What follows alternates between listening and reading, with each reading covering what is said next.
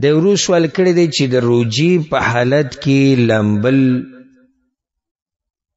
په سین کې غوپې وهل یا داسې اوبو ته ودرېده یا سر اینځل د دې څه حکم دی؟ الجواب دا ټول جایز دي.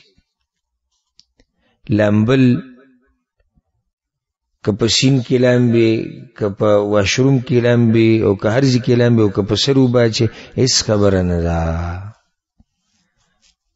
او نه د دې په کراهت باندې څه دلیل شته او نه په تحریم باندې څه دلیل شته.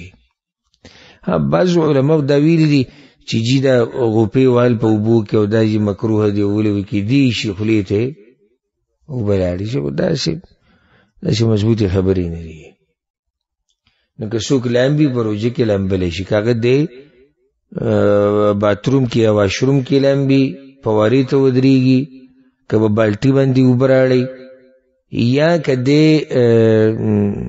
یو سین ته دانګي او که هر ځای کې لامبي، ځان هېڅ خبره نه ده.